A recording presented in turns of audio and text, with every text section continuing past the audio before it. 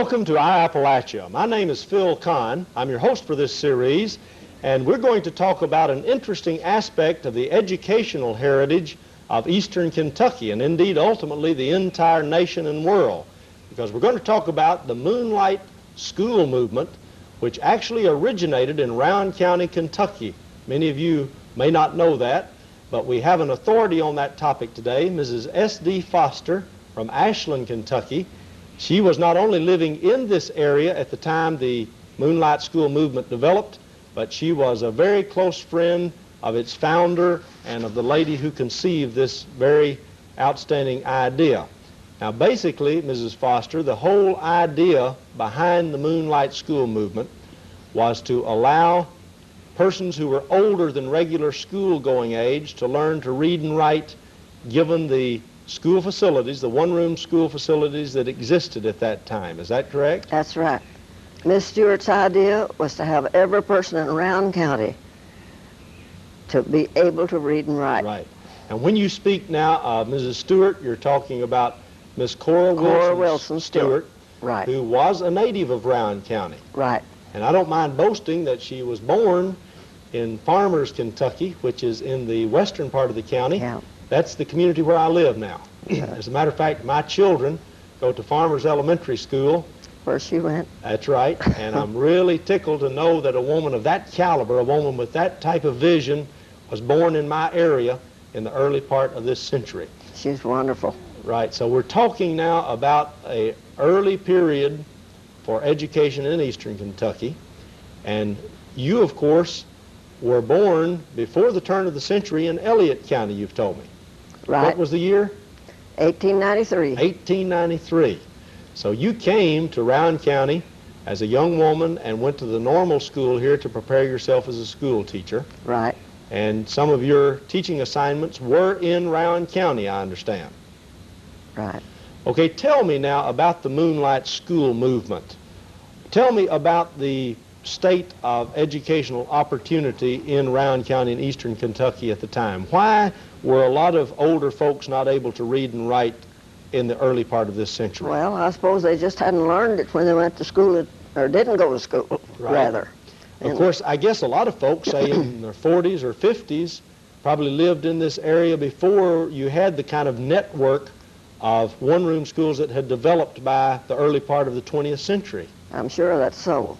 And of course, at the turn of the century, a lot of folks felt that making a living had to take priority over learning to read and write. Right. They had to farm. That's right.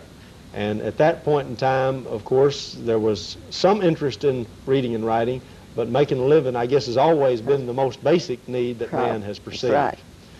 Okay, did Miss Stewart, Cora Wilson Stewart, did she originate the idea of the Moonlight School? She was the originator. Okay. And what was she doing at the time she came up with this idea? Well, she was county superintendent of Rowan County. And what year did she become superintendent in this county? Do you have any idea, or approximately? I'm not sure when she became county superintendent, but I know she was county superintendent from 1911 on. I see. So in the early part of this century, there was a woman school superintendent in this county. Right. And at that time, there were several, indeed probably scores of one-room schools throughout this area. And what would you say, 40 or 50 one-room schools in Rowan County? Oh, yes, perhaps? that many. And they were pretty well scattered throughout the county. Oh, yes.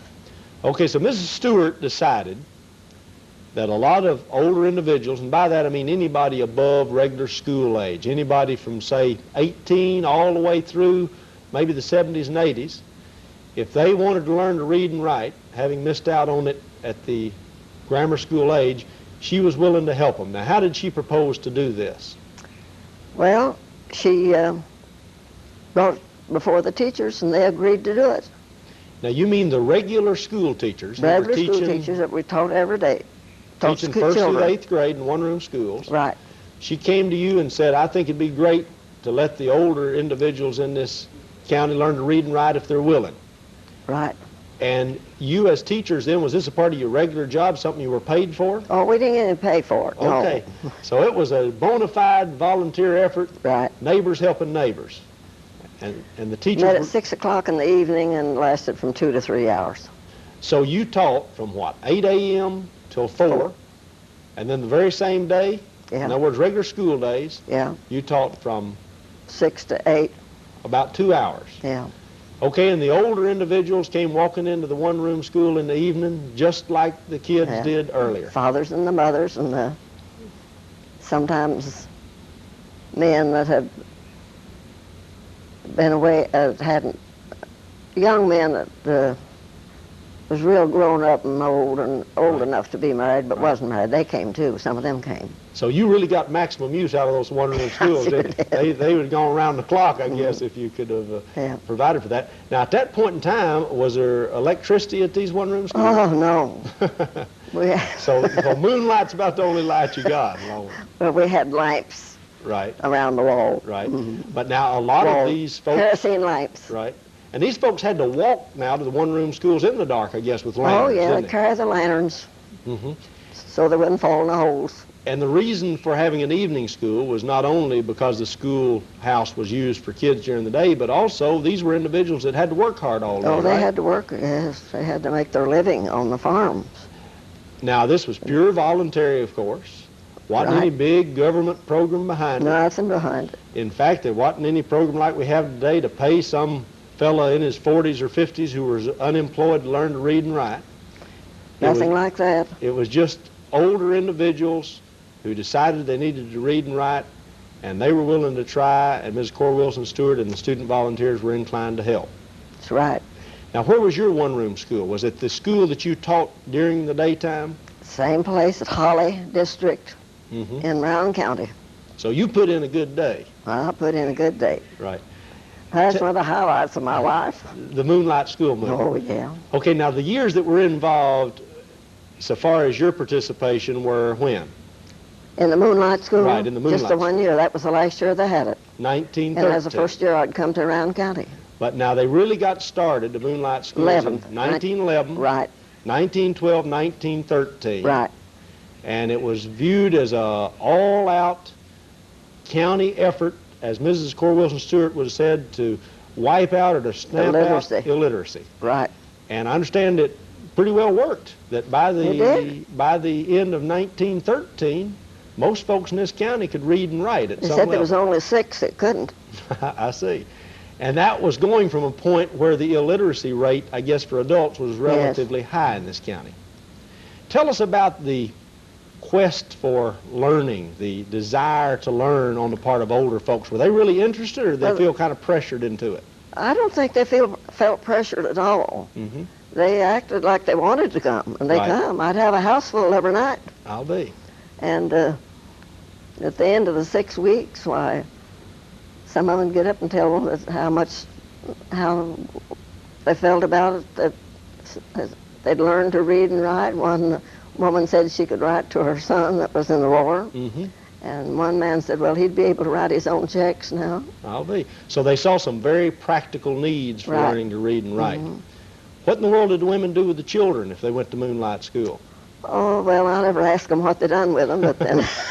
Did they ever bring their children, or did they pretty much have... They didn't bring the children to the Moonlight Schools that I remember of. Right, They could have been 2 or 3 of them come, but I wouldn't remember it. right, But they've got, maybe left them with somebody else. right.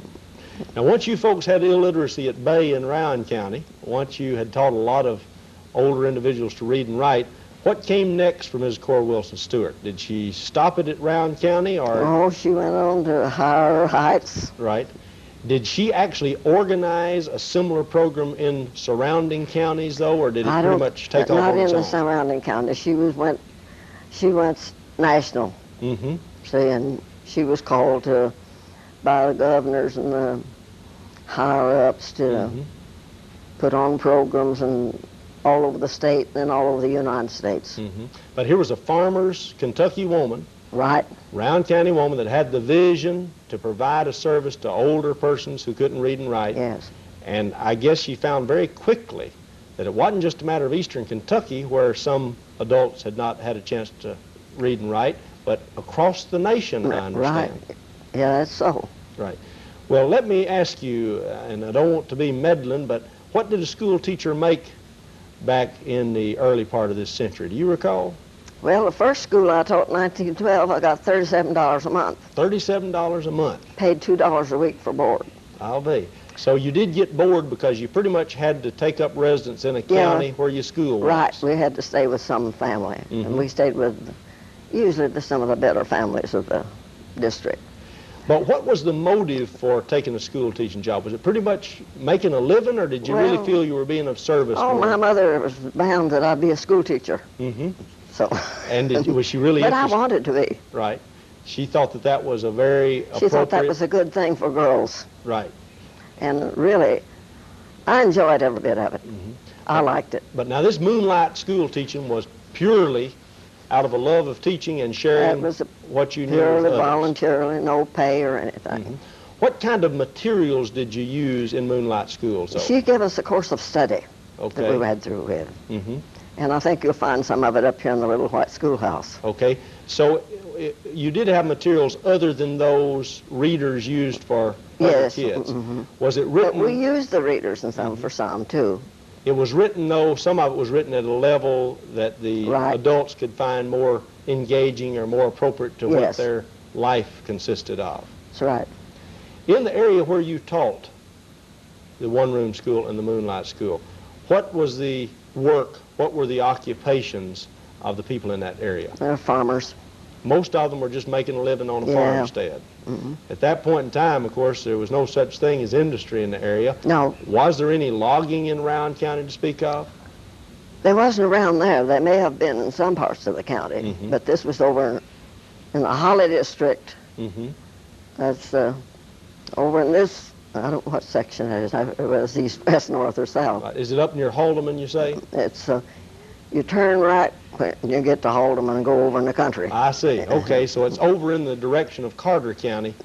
So that would be, I guess, the eastern part of Rowan County to some extent. Would that go on to, would that head into Carter?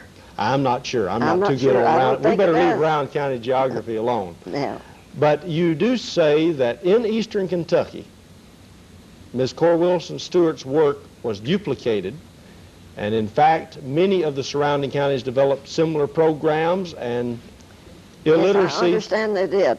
Illiteracy was diminished throughout the region. Yes.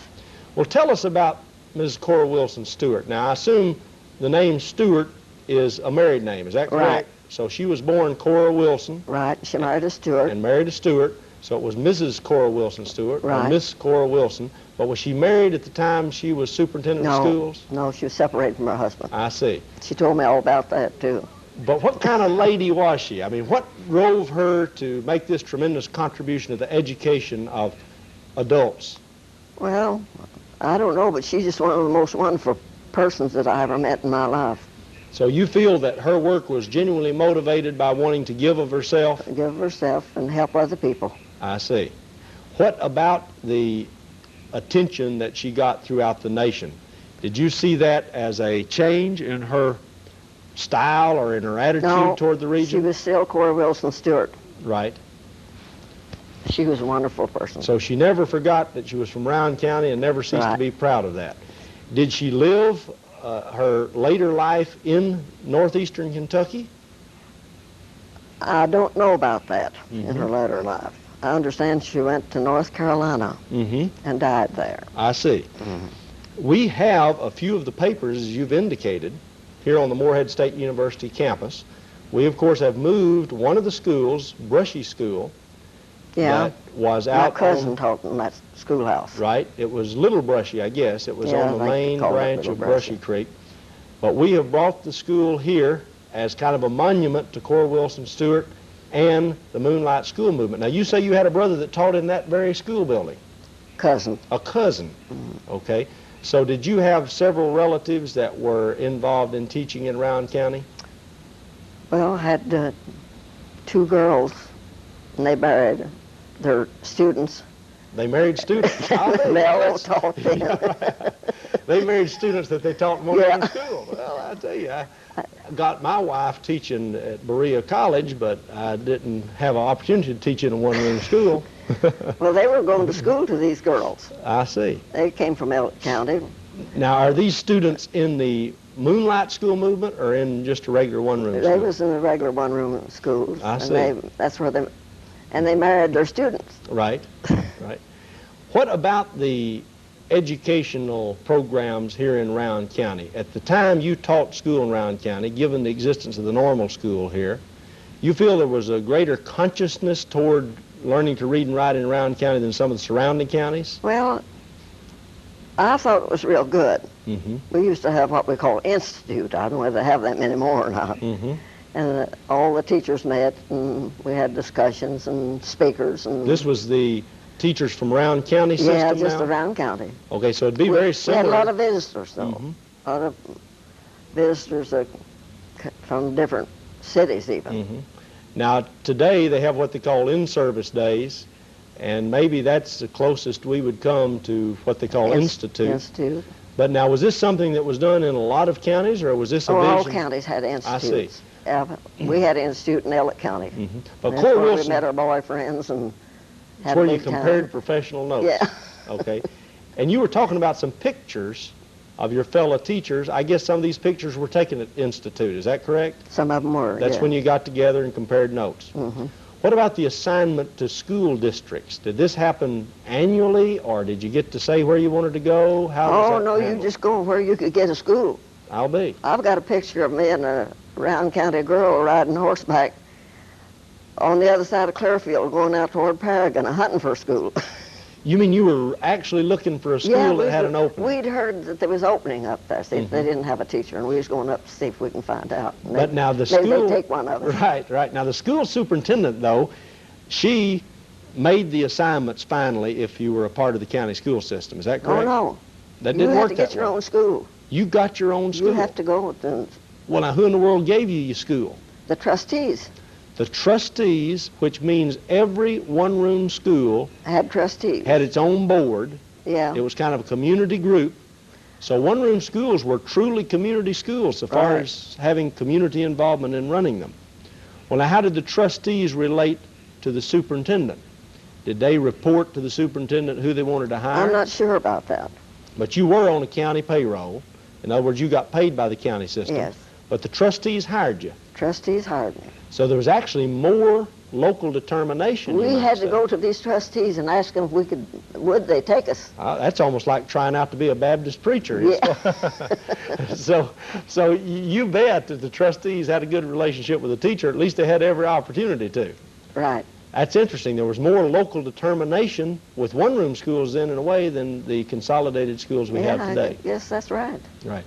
Now, how did the trustees relate to the Moonlight School movement, though?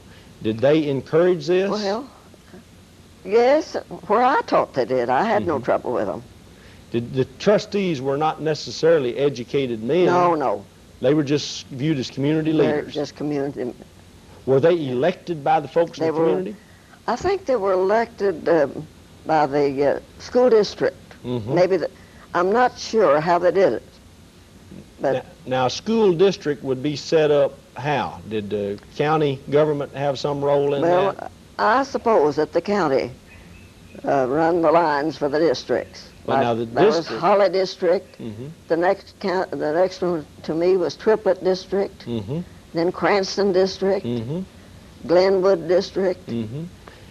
Now, I had a gentleman named Leland Hall on my show last week, and he lived in Triplet, Kentucky. That was a post office. Yeah, I know where that is. I see. So what you're saying about a district, then, a district was the area covered by a single one-room school. Right.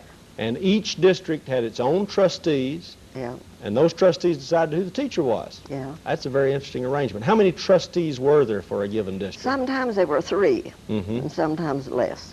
But now you indicated that these folks would help you out. In other words, they would help by bringing in firewood for the potbelly stove, or they would try to get the community Well, involved. Some of the men of the district would usually get the wood there. But they were interested parents and people just inclined to help you out. We had to build our own fires, though. Mm-hmm. When- Well, I guess with the Moonlight School, you had a lot of able-bodied men that would help stoke the fire some, didn't you? Well, They inclined to let the teacher go ahead even then. the Moonlight Schools, we didn't need any fire. It was in the fall of the year in September. Okay, so it was during the relatively warm time of year. Started last of August and lasted through September. Okay. 6 weeks. Let me ask you about adult learners, because you had some experience back in 1913. Did you find that they learned faster, given their prior experience or given their drive? Well, according to their ability and everything considered, I thought they did well. But so you really got it down to where in Round County, Ms. Cora Wilson Stewart said there were how many people that couldn't read and write? 6. 6. And I've read a statement, and she said even those folks could be brought around if we worked at them. And I'd say almost any county would have at least 6 folks that had learning disabilities where they couldn't learn to read and write. I guarantee you that comes closer to obliterating illiteracy than about anything I've heard. There would be very few counties that could boast of having only 6 illiterates today. Now, when you talk about getting rid of illiteracy, teaching people to read and write, at what level would you say folks were reading who went to the Moonlight School? Was it still at a rather basic level, or did they really make some progress on up the readers? Well, they didn't go too high, but they did get so they could read. They could read in the 3rd reader and the 4th reader and so on. So they got enough that if they were so inclined, they could proceed from there to improve They could go on, skills. yes. You've mentioned some reasons that people wanted to learn to read and write to kinfolks. They wanted to write their own checks. Yeah. What were some of the things people read at that point in time? In 1913, what kind of things would a person read? Would they? You mean in their homes? In their homes. I don't know. I understand, of course, that people read the Bible quite regularly, and a lot of people wanted to learn to read so they could read Scripture. Well, yes, we gave a Bible to every person that learned to read. That was a gift. So a lot of them felt that if they could learn to read the Bible, that was the most important thing to read. They didn't have many papers, you know. Right, right. So, and if they could read the Bible, well, that was really something that was good for them. Was there a newspaper in Round County at that point in time? It seemed, yes, there was. It would have probably just been a weekly newspaper. The weekly, yes, it was a weekly. And I've heard that while there weren't any cars, there weren't any roads to speak of except for muddy ones, that there was a pretty good system of rural mail delivery by, when would you say, in this county? Maybe 1930? What they call star routes? Well, I don't know about 1930. That might be a little early. Yeah. Right. But people did receive their mail. Oh, yes. At the local or the area post office. And sometimes some of the people had boxes. Okay. But people walked to the post office. Oh, yes. But now there were post offices all over the county. Yes. So people could get to a post office, I take it. Well, I had to get my mail from Soldier when I taught in Holly. It was quite a ways. Would you say that the schoolhouse was really the center of a community, say like Triplet or Holly, or would it have been more a country store or a church that was viewed as kind of the center of the community? There was no store anyways close, so it had to be. So if there was a center of a community, it had to be the right. school. Okay, so it makes sense that you had trustees because that was really the facility that was viewed as the focal point for the community. We'd have box suppers, pie suppers, and have some old man in the district auction them off. There's always somebody that was a character, you know, in the district. As a fundraiser. Yeah, and we'd get the money and we used it to furnish the school rooms because the school rooms were so bare. I left a nice desk and chair in Holly School and shades on the windows. Something you'd taken personally or you'd helped raise money for? I helped to raise the money. Okay, but you took a role as a school teacher in trying to improve the looks of your facility. We wanted it to look good. Right? Were there any social activities around these Moonlight School sessions? I mean, did they have an awards session at the end of it all or receive a certificate or anything? The only thing they received at the end of it, the ones that had learned to read and write received the Bible. I see. So that was the award That was the award. I have seen pictures, though, of old-timers. I mean, people up in their 60s and 70s lined up having a spelling bee. So evidently in some areas they actually got into spelling in a competitive way with some of these Moonlight schools. Well, now, we didn't have that. That may have been some other county. Right, but you were mainly concentrating on actually reading and writing. Reading and writing. Were any of the adults who learned reading and writing at Moonlight schools inclined to go on then to either regular school or to try to get enrolled in a normal school? Well, see, I would know because I left that district at the end of the school. Mm-hmm. And I've never been back there since. Right. So I don't know too much. So you don't know about that particular district? That particular district. But there was a real demonstration of a quest for knowledge among those folks, and it's safe to say that some of them maybe continued their education beyond that point. I had one man that had gone away when he was young to work and come back and asked me if he could go to day school. Mm-hmm. And he was 29 years old. Mm-hmm. I said, yes, you come on. Mm-hmm. And he came. He started in the first grade. I'll be. Yeah. And how old was he? 29. I see. And he was a nice-looking young man. Mm-hmm. And he'd gone. He said, I found out when I went away to get a job, if I had more education, I could get a better job. Was there any kind of tutorial program? I've heard it said by people who knew Cora Wilson Stewart that she helped some people who were even bedfast to learn to read and write at that point in time. Well, I've heard that, but I don't know that myself. Mm-hmm. But she was very zealous about letting people read and write regardless of their station in life. She's a wonderful person, Physical condition. Right. Well, I tell you, Mrs. Foster, you've given us a lot of valuable information. What's important to note is that Mrs. Cora Wilson Stewart was a round countian. It wasn't a matter of some lady from another region coming in. She worked with her people. Right. She discovered a real quest for knowledge in this county. And to say that round countians, at least by 1913, couldn't read and write just isn't historically correct. It's important for our people to know. So thank you very much for being with us, Mrs. Foster. And thank you. We want to have you again sometime. But I'm going to tell our viewers now that you should join us again when we take up another interesting aspect of the heritage and the culture of Appalachian Kentucky. Thank you very much.